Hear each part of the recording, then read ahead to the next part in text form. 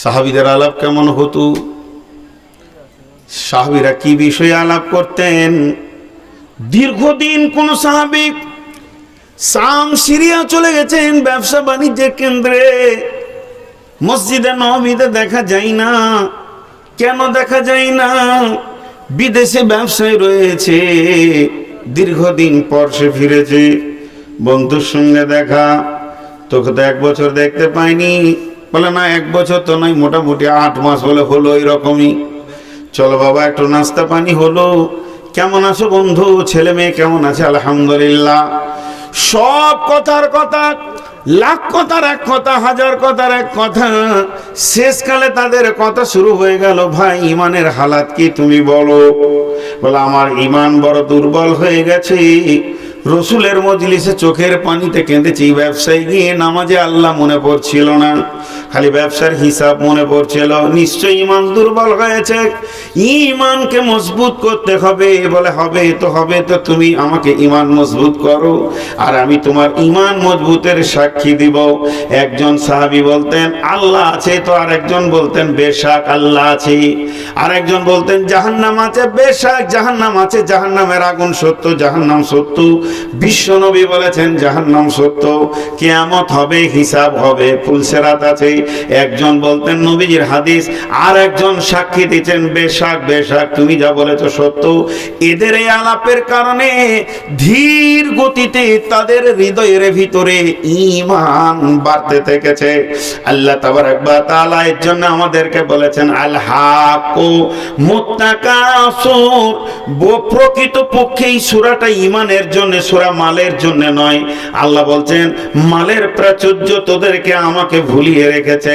হাত্তা জুরতুমুল মাকাবির, অতক্ষণ পর্যন্ত তোর ঘুম ভাঙবে না যতক্ষণ পর্যন্ত তোকে মুনকির নাকির না ঘুম পাড়া উঠাবে। তুই তো চলে যাবি কবরে, এমন ঘুম ঘুমাচ্ছ এখন তুমি।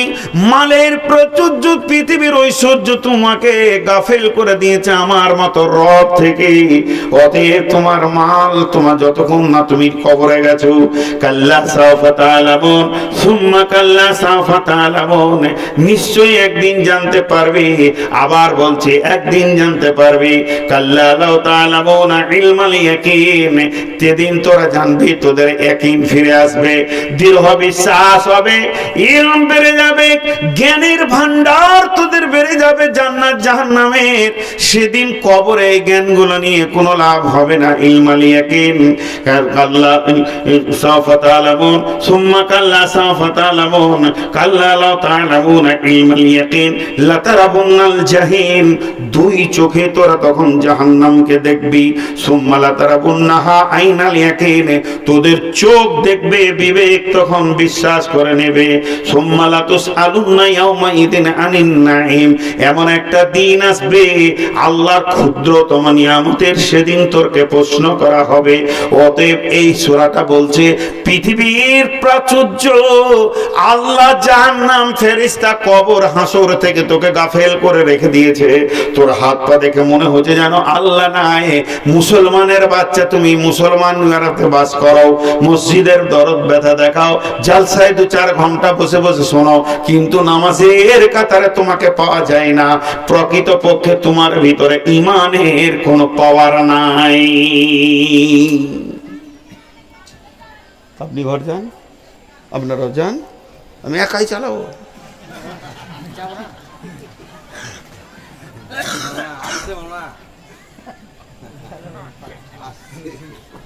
আমিও পানি খেয়েছি, আমারও অবস্থা খারাপ। ঘড়ি বিয়াদব। হ্যাঁ জি, ঈমান একটা আলাদা জিনিস, বলিষ্ঠ জিনিস। মসজিদে আপনাকে আমাকে কাতারে যে নিয়ে যেছে ধাক্কা দিয়ে, সে হলো ঈমান। আমাদের ঈমানের কোনো পরীক্ষা হয় না, ঈমান শিখা হয় না, ঈমানের ক্লাসই হয় না। জি, তরবিয়াতের কোনো ক্লাস নাই, তালিমিয়াতের ক্লাস আছে, বুখারী মুসলিম আবু দাউদ চলছে, কিন্তু চরিত্র গঠনের কোনো ক্লাস এখনো হয়নি, কোনো জায়গায় ক্লাস হয় না। কি বলছে, মারবে নাকি আমাকে? আমি তো কিছু করি নাই ভাই।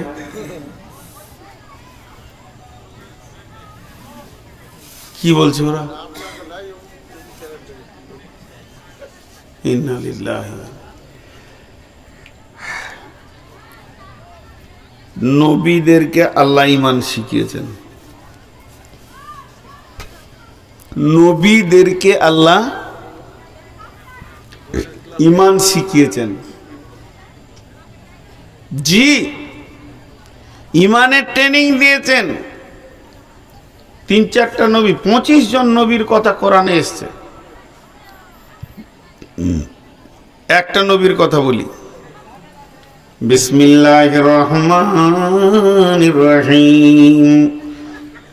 আও কাল্লাযী মাররা আলা কারিয়াতিন ওয়া হিয়া খাবিয়াতুন আলা উরুশিহা ক্বালা আন্না ইউহয়ী হাযিহিল্লাহু বা'দা মাউতিহা فأماته الله 100 عام ثم بعثه قال كم لبثت قال لبثت يوما أو بعض يوم قال بل لبثت 100 عام فانظر إلى طعامك وشرابك لم يتسنى وانظر إلى حمارك ولنجعلك آية للناس انظر إلى العظام كيف ننسجها ثم نكسوها لحما فلما تبين له قال أعلم أن الله على كل شيء قدير।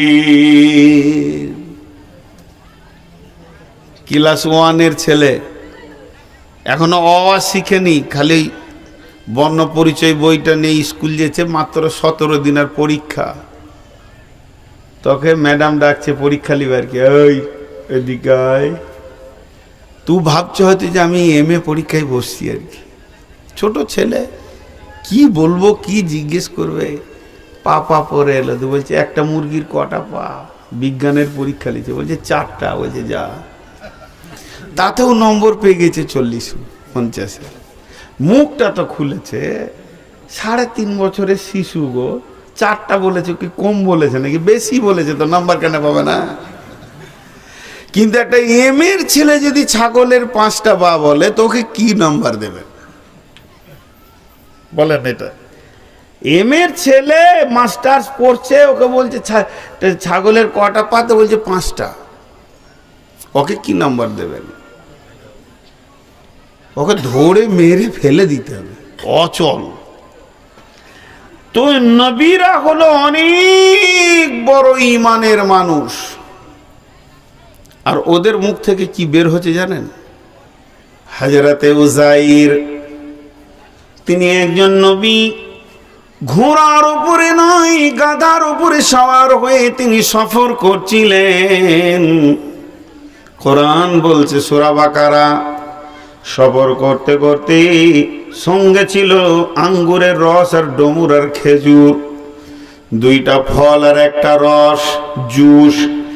আর গাধার উপরে সওয়ার হয়ে যেতে যেতে একটা পৌর গ্রাম কাকে বলে? ভবিষ্যতে গ্রাম ছিল, এখন কিন্তু আর গ্রাম নাই। তবে দেখে শুনে মনে হচ্ছে এখানে পুকুর, ওইখানে একটা ভাঙা ঘর, একটা ঘর আর একটা ঘরের উপরে পড়ে আছে। এই দিকটাতে ঘাস হয়ে গেছে, তাও মনে হচ্ছে একটা রাস্তা।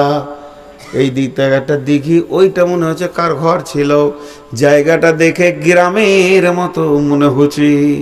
হযরত উযাইর ঘোড়াকে দাঁড় করিয়ে দিয়ে এমনি করে উৎসু চোখে দেখছে, সুবহানাল্লাহ, এত সুন্দর একটা গাঁ তো আর নাই, লোকও নাই, ছেলে নাই, বৃদ্ধ নাই, মহিলা নাই, নিশ্চুপ হয়ে রয়েছে। উযাইরের মুখ দিয়ে বের হয়ে গেল, আল্লাহ আপনি কি আবার গাঁ বানাতে পারবেন? ভুল বললে না ঠিক বললে? হ্যাঁ ভুল। একটা নবীর এই কথা, আমি পারবো না, তুই পারবি? রব্বুল আলামিন বলেন, আজরাইল চলো ওর জান কবজ করো। জান কবজ হলো, ফামাতাহুল্লাহু 100 আমিন। উযাইর ওখানে পড়ে গেল, মৃত ব্যক্তির মতো পড়ে রয়েছে। সুম্মা বাসাহু, আবার তার প্রাণ সঞ্চার করা হলো। হযরত উযাইর উঠে দাঁড়ালেন।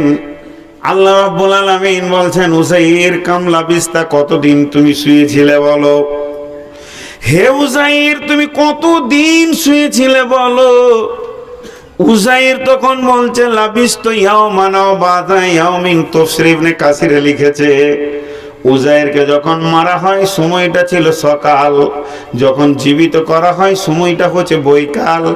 উযাইর মনে করছে সকালে ঘুমিয়েছিলাম, বিকালে উঠেছি, কিংবা একদিন ঘুমিয়েছি। আমার আল্লাহ উযাইরকে বলছেন, ক্বালা কাম লাবিস্তা, ক্বালা লাবিস্তু ইয়াওমান আও বা'দা ইয়াওমিন, ক্বালা বাল লাবিস্তা মিয়াতা আমিন।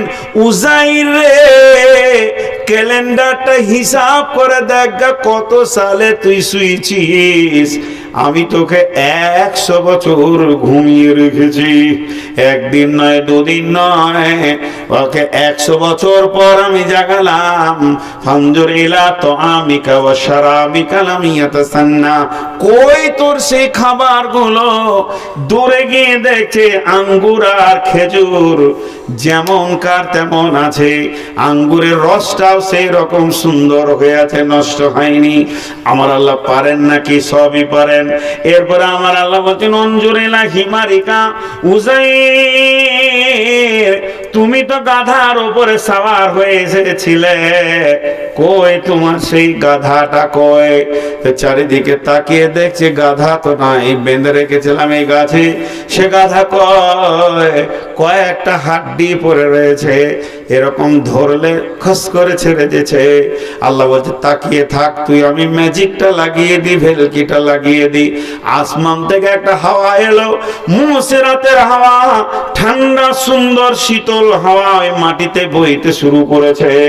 আল্লাহর হুকুমে সমস্ত হাড্ডিগুলো মাটি থেকে বের হয়ে ফার্নিচার হয়ে গেল। সুম্মা নাকসুহা লাহমা, এবার আস্তে আস্তে মাংসর পেশিগুলো গাদাতে জড়িয়ে গেল। ফালাম্মা তাবাইয়ানা লাহু ক্বালা, যখন মাংসগুলো জমে গেল, গাধাটা একটু জান সঞ্চার হলো, গাধাটা মাথা হিলিয়ে দিয়ে জোরে যখন ছিকে দিল, তখন উযাইরের মুখ থেকে বের হলো, ক্বালা ইন্নাল্লাহ আ'লামু আন্নাল্লাহা আলা কুল্লি শাইইন কাদির। হে আল্লাহ, আমি এটা ভালো করে জানি আপনি সমস্ত জিনিসের উপরে ক্ষমতাবান। জি, আল্লাহ বলছে এতক্ষণে ট্রেনিং নেই, ইমান বাড়লো। কে বিড়ি ধরিয়েছে গো পেছনে? হ্যাঁ, কান্ঠার দিকেই তো ধরাবে। ও দেখছে জালসা যখন জমেছে তো খানিক টেনেলি, ওকে তো হায়া শরমই নাই। দেখেন, এইভাবে নূহ আলাইহিস সালামকে, এইভাবে ইব্রাহিম আলাইহিস সালামকে, সমস্ত নবীকে আল্লাহ ট্রেনিং করেছেন ইমানের। জি ভাই, আমাদের ইমানের ট্রেনিং নেই। একটা মজার গল্প শোনাইছি, এটা বলবেন না যে হাদিসে আছে, মৌলভী সাহেব বলেছিল। আপনাদের এখানে একটা নদী আছে, আর ধরেন এই দিকেও একটা নদী আছে। আমি দিক ভুল হয়ে গেছে, কিন্তু আমাকে পশ্চিম দিকে এটা মনে হচ্ছে, সারাদিন উত্তর দিকেই নামাজ পড়ছি। তো এই যে নদীটা বইছে, নদীটা এপার ওপার থই থই হয়ে আছে। এটা গল্প শোনাচ্ছি, এটা আমি আমার মন থেকে একটা উদাহরণ দিচ্ছি আর কি। এখন কোনো মৌলভী জালসাই বলেছে, কেউ যদি লাটা না পায় তো নিজের গামছাটাকে এরকম করে ঝাড়বে, আর শুকনা গামছা পানির ওপরে দিলে চট করে ডুবে না, দেখবেন। তো ওটা বিছিয়ে দেবে আর বলবে, বিসমিল্লাহির রহমানির রহিম, লা ইলাহা ইল্লা আনতা সুবহানাকা ইন্নী কুনতু মিনাজ জালিমিন, যে পা দিয়ে চেপে নেবে, ও পার হয়ে চলে যাবে, ওই পার আল্লাহ পার করে দিবে। এটা হাদিসে আছে, কথার কথা বলছি, ধরেন হাদিসে আছে, বুঝানোর জন্য বলছি। আবার এটাকে যদি মানে আপনাদের ধোঁয়াশা হয়, তা এটা গল্প দিচ্ছি, উদাহরণ দিচ্ছি, বলবেন না যে এটা হাদিসে আছে। উদাহরণ দিই, তো এক লোক জালসাই শুনে নিয়েছে, তো নদীর পাড়ে গিয়ে দেখছি তো নৌকা নাই, কেউ নাই, তো এবার ও পার হবে, বুঝছেন, পার হবে। আর সেই হাদিসে আছে। এখন ও বলছে, বিসমিল্লাহির রহমানির রহিম, গামছাটাকে বের করলে, লা ইলাহা ইল্লা আনতা সুবহানাকা ইন্নী কুনতু মিনাজ জালিমিন, ছেড়ে নদীর পানিতে দিয়েছে। এরপর কি করতে হবে? ওর কাজ কি? না, এরপর ওর কাজ কি? চড়ে নেবে, কথাটা বুঝতে পারছেন কিনা? এরপর আর কাজ হচ্ছে চড়ে নেবে, কিন্তু চড়ার আগে আপনি করে দেখছে, তার মানে আল্লাহকেও টেস্ট করছে পারবে কিনা পার করতে। আমাদের ইমানটা ওই হালাতের আছে আর কি। জি বন্ধুরা আমার, সাহাবীরা যত দীর্ঘ বিশ্বাস করেছেন তত পাকা ফল আল্লাহর কাছ থেকে পেয়েছেন। আল্লাহ রাব্বুল আলামিন বলেন, আমার প্রতি আমার বান্দা যেমন ধারণা রাখবে আমি তার সঙ্গে তেমন ব্যবহার করব। বহুত ঘটনা ঘটেছে জীবনে, 50টা বছর অতিবাহিত করেছি বন্ধু আমার। তাই প্রতিবাহিততে ভিতরে সমস্ত কিছু, অনেক জীবনে অনেক ঘটনা অনেক রকম দেখা গেছে। আল্লাহকে ধরলে সঙ্গে সঙ্গে আল্লাহ রিজাল্ট দেবেন, এমন ঘটনা আল্লাহ তাবারক ওয়া তাআলা পৃথিবীর বুকে মানুষের জীবনে ঘটিয়ে থাকে। আপনার আমার জীবনে আটে অনেকবার ধ্যানের সঙ্গে দেখবেন, এগুলো আল্লাহ ইমানকে বাড়ানোর এক একটা চান্স লাগায়। আল্লাহ তাবারক ওয়া তাআলা বলছেন, লাইসাল বিররা তুওয়াল্লু উজুহাকুম কিবালাল মাশরিকি ওয়াল মাগরিবি ওয়ালাকিন্নাল বিররা মান আমানা বিল্লাহি ওয়াল ইয়াউমিল আখিরি ওয়াল মালাইকাতি ওয়াল কিতাবি ওয়ান নাবিয়্যিন ওয়া আতাল মাল আলা হুব্বিহি যাবিল কুরবা ওয়াল ইয়াতামা ওয়াল মাসাকিন ওয়া ইবনাস সাবিলি ওয়াসাইলিনা ওয়া ফির রিকাব। একদম সত্য কথা বলবেন, মিথ্যা কথা বলবেন না। আল্লাহ শুনছেন। চারিদিকে মুসলমানদের যে অবস্থা হচ্ছে, কাটছে। ইউটিউবে আমি দেখলাম কয়েকটাকে কাটা। এই দৃশ্য দেখে ভয় লাগছে না সাহস লাগছে? সকলে বলেন একবার, ভয় লাগছে না সাহস লাগছে? ভয় লাগছে। এটা বেঈমানদের আচরণ। ঈদ আসলে ছেলেরা খুশি হয় কি হয় না বলেন? হয়। আর যুদ্ধ আসলে সাহাবীরা আনন্দ হতেন কি হতেন না? বরং রসুলকে বলতেন, রাসূলুল্লাহ আমাকে দেন, ফার্স্ট কমান্ডার আমাকে বানান। আল্লাহ রসুল দোয়া করেন যেন আমি শহীদ হতে পারি। তাহলে তারা মওতকে স্বাগতম দিয়েছে, আর এই যুগের মানুষ মওতকে ভয় করছে। এটা কেন? ইমানের কমির কারণে। ওই যে লোকগুলো কাটছে, ভাবছেন জাহান্নাম চলে গেছে। শহীদ, শহীদ, এরা শহীদের দরজা পাবে। শহীদের দরজা তো বন্ধ হয়নি। একটা ছোট্ট কথা আপনাদেরকে জিজ্ঞেস করব, সবাই একবার মুখ খুলবেন আল্লাহর রাস্তায়। বেশি সময় আর লিব না, ছেড়ে দেবো ইনশাআল্লাহ। ওই আমার তো 9 তারিখে জালসা ছিল, 10 তারিখ যে ঢুকে গেল। তো উঠাউঠি করিয়েন না, একসঙ্গে ছাড়বো, এটাই ভালো। কোনো একটা ঘটনা আপনাদেরকে শোনাই আগে, তারপরে জিজ্ঞেস করব কেমন লাগছে। বিশ্বনবী এশার নামাজ পড়ে সাহাবীদেরকে বললেন বসে যাও। সাহাবীরা বসে গেলেন। বিশ্বনবী বললেন, যায়েদ কোথা আছো, উঠে দাঁড়াও। হযরতে যায়েদ উঠে দাঁড়ালেন। লাব্বাইক ইয়া রাসূলুল্লাহ, আমি হাজির আছি। বলে মুতার প্রান্তে এক্ষুনি রওনা দিতে হবে, তোমাকে প্রধান সেনাপতি বানালাম। রব্বুল আলামিনের নবী বলছেন, আব্দুল্লাহ জাফর ইবনে আবি তালেব কোথা আছো, তুমি দাঁড়াও। জাফর ইবনে আবি তালেব হযরত আলীর ভাই উঠে দাঁড়ালেন। বিশ্বনবী বললেন, জাফর ইবনে আবি তালেব তোমাকে আমি দ্বিতীয় সেনাপতি করলাম। এবার বলেন যায়েদ কি বুঝতে পারছে? যখন দ্বিতীয় সেনাপতি হয়ে গেল, যায়েদ বুঝে নিল আর আমি মদিনার মাটিতে ফিরে আসবো না, এখন আমার শহীদের লিস্টে নাম চেপে গেছে। এরপরে বিশ্বনবী বললেন, আব্দুল্লাহ ইবনে রাওয়াহা কোথায় রয়েছো? আব্দুল্লাহ ইবনে রাওয়াহা খুশিতে তরফ করে লাফিয়ে উঠেছে, আমার নাম চলে এসেছে, মানে আমি এবার এগিয়ে যাচ্ছি। জাফর ইবনে আবি তালেব বুঝে নিলেন আমিও শহীদ হয়ে যাব। বিশ্বনবী বললেন, জিহাদের ময়দানে তোমরা চতুর্থ সেনাপতি বানিয়ে নেবে। তার মানে আব্দুল্লাহ ইবনে রাওয়াহা বুঝে নিলেন আমিও শহীদ হয়ে যাব। যেমন যেমন নবীজি বলেছিলেন তেমনি তেমনি তারা শহীদ হলো। হযরতে যায়েদ শহীদের পরে পরে জাফর ইবনে আবি তালেব গিয়ে ইসলামের পতাকাকে ধরেছে। ডান হাত কেটেছে, বাম হাতে ধরেছে, বাম হাতে কেটেছে, দুই পায়ে জড়িয়ে ধরেছে। পা দুটি বেঈমানেরা কেটে দিয়েছে, টুকরো টুকরো করে তাকে কাটা হয়েছে। হযরত আবু উবাদা বলেন, আমি লোক দেখি না, কিন্তু পতাকা উপরের দিকে উঠে রয়েছে দেখতে পাই। দূরে গিয়ে দেখি হযরতে জাফর ইবনে আবি তালেব ইসলামের পতাকাকে মর্যাদা সম্পন্ন করে রাখার জন্য দাঁত দিয়ে ধরে আছে। যেই পতাকাটা আমি ধরে নিলাম, জাফর ইবনে আবি তালেব বললেন, ভাই আমার নাকে জান্নাতের সেন্ট এসে গেছে, এখন আমি আল্লাহর পেয়ারা হয়ে বিদায় নিতে চলেছি।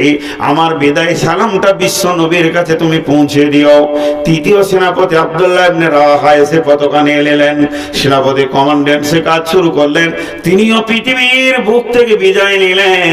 আর আপনার কিনা উহুদের প্রান্তে যখন যাবেন, ৭২ জন শহীদকে দেখতে পাবেন। আল্লাহ হতভাগাকে ওই শহীদের কবর ৯ থেকে ১০ বার জিয়ারত করার তৌফিক দিয়েছেন। তিনবার জিয়ারত করেছি। বদরের প্রান্তে ১৩ জন জান্নাতি শুয়ে রয়েছে। বেঈমানরা তাদেরকে টুকরো টুকরো করে কেটে পৃথিবীর দুনিয়া থেকে সরিয়ে দিয়ে জান্নাতের ঘরে ভরে দিয়েছে। তাহলে এইগুলো হলো শহীদের মর্যাদা। আল্লাহর নবী বলছেন, শহীদরা কোনোদিন মরে না। কোরআন বলছে তাদেরকে প্রতিদিন রুজি দেওয়া হয়। পৃথিবীর জীবিত মানুষ যেমন খায়, তারা শহীদরাও প্রতিদিন খায়। তাদের আল্লাহর সঙ্গে কথোপকথন হয়। শহীদরা বলে আল্লাহকে, মাবুদ, শহীদের যে এত মর্যাদা যদি আগে জানতাম, আমি মরার পরে জানলাম। আল্লাহ তুমি আমরা কিছুই চাই না, জান্নাতের সমস্ত নিয়ামত থেকে বেরিয়ে যেতে চাইবে একমাত্র শহীদ। তারা বলবে, মাবুদ আমাদের জান আবার দেওয়া হোক, আমরা বারবার আপনার রাস্তায় শহীদ হব। শহীদের মর্যাদা কতটা! যখন কাউকে শহীদ করা হয়, আপনি চোখে দেখছেন ওকে কাটছে, চিল্লাইছে, কিন্তু জান্নাতের সেন্ট পেয়ে যাবে। আর ও রক্তটা যখন মাটিতে চেয়ে পড়ে যাবে, সমস্ত জীবনের গুনাহ মাফ হয়ে যাবে। আল্লাহর নবী বলছেন, শহীদের জানটা পিঁপড়ে কাটার মতো চাই। অতএব এগুলো ভয় করলে হবে না। আপনার আমার বুঝে আসুক চাই না আসুক, বিশ্ব নবী যা বলেছেন তা সত্য। ১ নম্বর হলো পিঁপড়ে কাটার মতো কষ্ট হয়। ২ নম্বর হলো রক্তটা মাটি টাচ করলে তার জীবনের গুনাহ মাফ হয়ে যায়, শুধু ঋণের গুনাহ মাফ হয় না। ৩ নম্বর হলো শহীদরা জীবিত আল্লাহর সঙ্গে কথা বলে। শহীদের আত্মাগুলো আপনার কিনে জান্নাতে পাখির মতো বাগানে তারা ঘুরে বেড়াবে।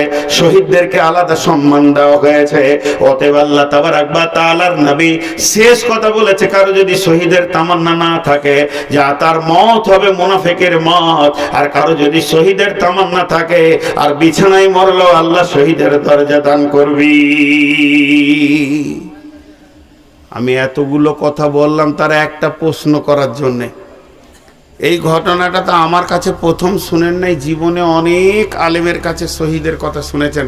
তো যখন খুতবাতে বয়ানে শুনেন, তখন মনে মনে এরকম হয় যে আমি যদি জাফর হতাম তা ভালো হতো।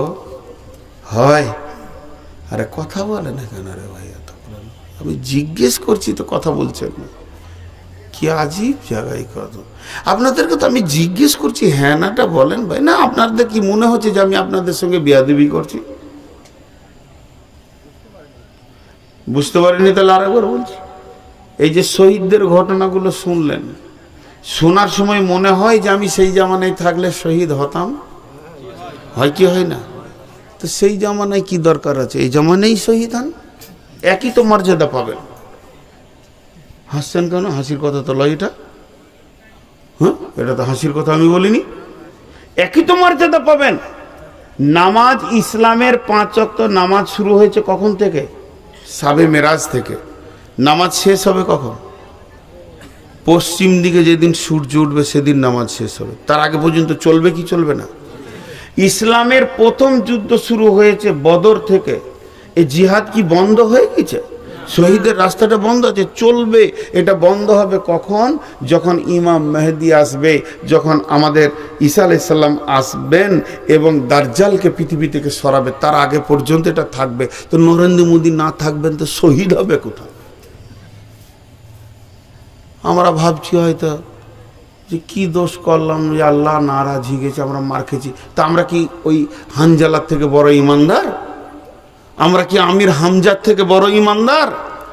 আমরা কি জাবের জুবাইরের থেকে বড় ইমানদার? আমরা কি আমর বিন জমুর থেকে বড় ইমানদার? আমরা কি হযরত উমর থেকে বড় ইমানদার? ওইটা থেকে যদি বাঁচবো তো শহীদ হবে কে রে বাবা?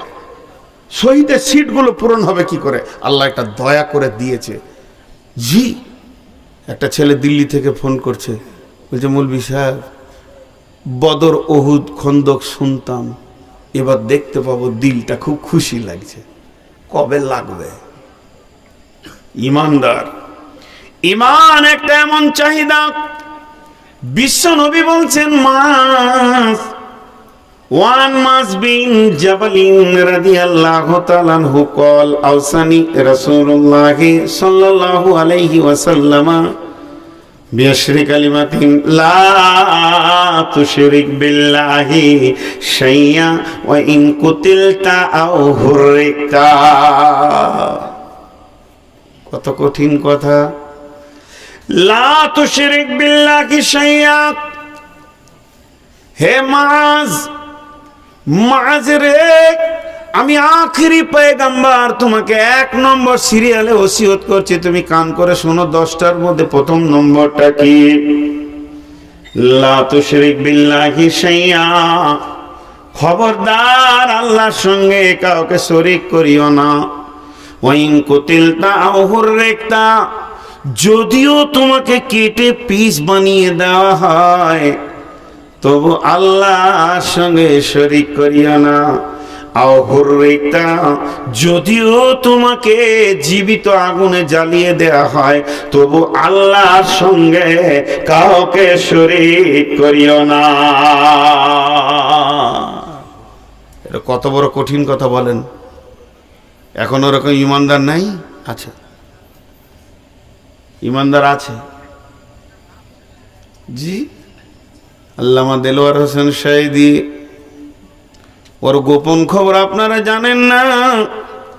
যত গোপন খবর আমি জানি, বন্ধুরে নির্যাতনের ওপরে নির্যাতন, তারপরও তাকে ফাঁসির ডেট হয়ে গেল, তারিখ হয়ে গেল। রাত্রি 12টা 1 দেলোয়ার হোসেন শাহিদিকে ফাঁসিতে ঝুলানো হবে। আজ থেকে 3 বছর 4 বছর আগে ডেটটা হয়েছিল, ডেটটা আমার মনে নাই। তার ফাঁসি দেওয়ার মাত্র 2 দিন আগে যে কোনো ব্যক্তি সরকারের তরফ থেকে তাকে দেখা করতে যায় এবং বলে, আপনি খালি একবার স্বীকার করলেন আমার ভুল হয়ে গেছে, আর যতদিন বেঁচে থাকবো স্টেজে উঠবো না, কালকে আপনাকে সসম্মানে বাড়ি পৌঁছিয়ে দেওয়া হবে। শাহেদি বলেছিলেন, বহুদিনের তামান্না শহীদের মত নিব, বাতিলের কাছে মাথা নাম করব না। মুশরিকের সঙ্গে আপোষ নাই, কাফেরের সঙ্গে আপোষ নাই। তুই বলেছে তোদের মতো তাগুদের সঙ্গে আমার কোনো আপোষ নাই। ফাঁসির মঞ্চে গিয়ে আল্লাহর সঙ্গে হেসে কথা বলতে পারবে শাহেদি, তবু তোদের কাছে মাথা নাম করবে না। মাওলানা আব্দুর রহমান আইলা হাদিসের বড় শাইখুল হাদিস ছিলেন, ফাঁসি দিয়ে দিলেন। মঞ্চে বলেছিল, বাতিলের কাছে মাথা নামো, আমি করব না। যা বলেছি তা সত্য। এদের অপরাধ রাজনৈতিক নয়, এদের অপরাধ যুদ্ধ অপরাধী নয়, এদের অপরাধ হচ্ছে শুধু পীরের বিরুদ্ধে কথা বলা। ওই দেশে সরকারি রেজিস্টার ভুক্ত 1,32,000 পীর আছে। ছোট দেশ, সরকারি রেজিস্ট্রেশনে 1,32,000 পীর আছে। ভাইরা আমার, এর জন্য বন্ধুরে কতটা ঈমান হলে বিশ্ব নবী বলছেন, এইখানে আরএসএস এর দল আমাদের 10 জনকে বেঁধেছে, একটাকে কাটছে, আমরা 9 জন দেখছি। 2 নম্বরকে ধরেছে, 3 নম্বরে আমার নামটা আছে। আল্লাহর নবী বলছেন, এই অবস্থায় তোমার ঈমান আকীদা ঠিক রাখো। উইঘুরের মুসলমান শুধু তাদের কাঁচা চামকে টেনে ছাড়ানো হচ্ছে। যুবতীগুলোকে আজকে বিকালে আমার মনে পড়েছিল, চোখে পানি আসলো, ওগুলো তো আমাদের বোন। যুবতীগুলোকে সৈন্যরা রাতের পর রাত ব্যবহার করছে, শুধু একটাই কারণ, আল্লাহকে অস্বীকার করো, রসুলকে অস্বীকার করো, তারা এখনো পর্যন্ত পারেনি। এগুলি কি শহীদের দরজা যাবে না? এর জন্য বিশ্বনবী নামাজের কথা বললেন না, রোজার কথা বললেন না, হজের কথা বললেন না, যাকাতের কথা বললেন না। মুসলমান, আপনার আমার সামনে এমন একটা টাইম আসবে, এমন একটা সময় আসবে, এমন একটা মৌকা আসবে, পৃথিবীর সমস্ত আমলগুলি মাফ হয়ে যাবে, শুধু ঈমান থাকলে জান্নাতুল ফেরদাউস পাওয়া যাবে ঈমানের উপরে। এর জন্য নবী বলছেন, ওইন কুতিলতা আও হুররিকতা, মাঝরে ঈমানের ক্ষমতাটাকে বাড়াও, এত বেশি বাড়াও যাতে করে ওই রকম ফাঁসির মঞ্চে গিয়ে তুমি হাসতে হাসতে আল্লাহর সঙ্গে মোলাকাত নিতে পারো। জি কি বলছে? ছেড়ে দেবার বেশি বলবে না, কত চালাবো? মাথা খারাপ, 3 বেশি না 12 বেশি?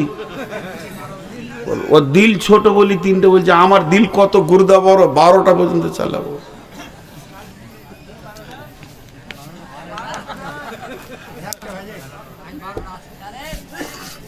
দেখেন, আমি প্রথমে কোনোদিন বলি না আমি রোগা, এখন বয়স হয়ে গেছে। 2 বার পড়ে গেছিলাম বাড়িতে, 2 বার। আর গত 3 দিন আগে এখানে কোথাও এই আপনাদের পাশে পাশে কোথায় এসেছিলাম গো? ডিপাড়াতে মঞ্চ থেকে পড়ে গেছিলাম, দেখেছিলেন খেয়াল করে? 3-4 জন যে ধরেছিল আমাকে।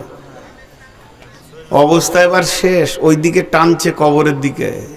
আপনারা ভাবছেন কেন? আর সর্বোপরি শেষ কথা, আমার বিবি আমার বিরুদ্ধে চলছে এখন, একটা জালসা করতে দিব না। ওর ধারণা যে কোথা গিয়ে মরে পড়ে থাকবে রে বাবা। মেয়ে জামাই বলছে আর লই হয়ে গেছে বহুত, এখন খালি বোর বাড়িতে বসে থাকেন। হাজি বসতে মন যাবে, এত লাফালাফিল। তো ওরা কাবু করে রেখেছে আমাকে। তো এই কটা দিন চালাই, তারপরে আগামী বছর কি হবে জানি না। রমজান মাসে আমার 100খানা জালসা বুকিং হয়ে যায়, এই বছর মাত্র 12খানা নিয়েছি, বেশি নিইনি। এটাই বলে দিলাম, আগামীতেও অল্প করব মনে করছি। তো মানুষ ছাড়ছে না, তো ঠিকই আছে। আমি যে কথা বলছি, শুধু আজকে একটা বিষয়ের উপর কথা বলছি, তা হলো ঈমান। ঈমানের একটা পাওয়ার আছে। দুধ ভালো জিনিস না খারাপ? আর পুকুরের পানি? কথা বলে না লোক। পুকুরের পানি গো হলো ভালো, তো দুধের মতো ভালো নাকি? হেডমাস্টারকে জামাই করবে, স্কুলে মাস্টারকে বিটি দিয়ে দেবেন, যে জামাই করবে না, মাথাটাকে এনে দিলে ওরও তো হাত পা আছে, তখন বলবে যে না ছেলে খারাপ। দুধ ভালো জিনিস, দুধের বিকল্প কিছু নাই। পুকুরের পানির তুলনামূলক কিছুই মূল্য নাই। যদি দুধকে এমনি করে ধরে বোতলে জালসা করি, আমি নূর মোহাম্মদ দুধ রে, তুই বড় দামি জিনিস, তোর মতো দামি জিনিস কিছু নাই। পৃথিবীর সমস্ত বিজ্ঞানী একমত, হে দুধ, তোর বিকল্প খাবার পৃথিবীতে কিছু আসে নাই। তোকে 1 ঘন্টা জালসা করলাম, খবরদার খারাপ জিনিসের সঙ্গে মিশবি না, পানির সাথে তুই মিশবি না। এই বলে ঢাকনাটাকে খুললাম, খুলে পুকুরের পানিতে ফেলে দিলাম। দুধ মিশবে কি মিশবে না? দুধ কার পাওয়া যাবে? পাওয়া যাবে না। তাহলে ছেড়ে দেন, ওই দুধটাকে জালসা করতে হবে না, দুধটাকে জমিয়ে দেন, ওটাকে মাখন তৈরি করেন, মথনে দিয়ে মন্থন করে করে করে করে করে করে করে করে একটা গোল বলের মতো ওর থেকে মাখন বেরিয়ে আসবে। এটাকে ঘি বানাবেন, মাখনটাকে বলের মতো করেন, আর জালসা করতে হবে না। সমুদ্রের পানিতে ফেলে দেন, আর মিশবে না। তো মুসলমান ইমানদার ওই রকম। আমাদের ইমান হলো দুধের মতো। হিন্দুর সঙ্গে চামারের সঙ্গে পৃথিবীর যত লোক আছে, ইমান বেঈমান গোলতাল আমরা মিশে গেছি। আমরা চায়ের দোকানে বসে বসে ইমান হারিয়ে দিয়েছি, রাজনৈতিক ময়দানে গিয়ে পাকা বেঈমান, চোর, লম্পট, দাগাবাজ হয়ে গেছি, সুদারক হয়ে গেছি। যখন ইমানের ওপরে মেহনত চলবে, বিশ্ব নবী যেমন সাহাবীদের ওপরে মেহনত করতেন, ওই রকম মেহনত করে করে ইমানটা যখন মাখন হয়ে যাবে, এই ব্যক্তিটাকে কেটে পিস করে দিলেও কোন রকমে আল্লাহ ছাড়া কারো কাছে মাথা নামও করবে না। ইমানের মেহনত নাই। তাহলে বিশ্ব নবী কেমন করে ইমানের ট্রেনিং করাতেন? আল্লাহ নবী একদিন হারিস রাদিয়াল্লাহু তাআলা আনহুকে ডাকছেন, বলছে হারিস এদিকে এসো। হারিস তাল এসো। হযরত হারিস আসলেন। নবীজি বললেন, হারিস রে, তোমার ইমানের খবরটা আমাকে দাও। হযরত হারিস বলছেন, ইয়া রাসূলুল্লাহ, আমি 100-তে 100 ইমানের উপরে দাঁড়িয়ে আছি, 99 নয়। বড় দাবি করলেন। আল্লাহ নবী বললেন, ইয়ে হারিস, তোমার দাবি তো ছোটখাটো নয়, অনেক বড় দাবি। কালেকশন করতে বসে লিখছেন। বাস, বিয়ে করার পর কোনো ছেলেকে চিঠি দিতে হয় যে শ্বশুর ঘর যা? 26 বছর জালসা করছি, যদি আমাকে চিঠি করে কালেকশনে লেগে বলতে হয়, তা আমার মতো হিজড়ে নিয়ে আর দুনিয়া চলবে? খালি জালসা জমে গেলেই তখন মানে কমিটির গায়ে কুটকুটি উঠে যায়, টাকা কটা লুটে লেখ, টাকা কটা লুটে লেখ। করবো না কালেকশন। কি সুন্দর বায়ান হচ্ছে, ওই দিক থেকে খুঁজে লিখে দেন কালেকশন। পকেটটা মেরে লেগে হবে। আমার নাম নবাব, কিছুরই নাই অভাব, ভিক্ষা করার স্বভাব। ওটা প্রতিদিনের কাজ। ইঁদুর মাটি না কাটলে ওর দাঁত বাড়বে, আমি কালেকশন না করলে ভালো লাগবে না। এদিন ও এসে দাঁড়িয়ে আছে, ও যে কি চিন্তা করছে, হায় রে, বিয়েটা যদি এই সুযোগে হয়েই যেত কত ভালো হতো। এই দুয়াতে পাগলা বসে না, আবার ওই দিকে খুঁজছে জায়গা, ওখানে কে মুতে গেল আর ওখানে বসে। কত পাগলা নিয়ে দুনিয়া করছি, পানি খাই। আরে ভাই, শেষ বয়সে ছেলে পিলে হবে। হ্যাঁ, আমি যদি বলতাম যে মাঝে আমাকে দেন, কালেকশনটা ভালো হবে, দেওয়া যাবে না। কে পালাবে? মাথা খারাপ, একজনও পালাবে না। যেতে যেত রাত 10টায় না হলে জালসাটা শেষ হতো। রাত 1টায় শেষ হয়ে কি আপনাদের গায়ে বরকত হলো না জিবরাইল এলো? ফালতু ধারণা।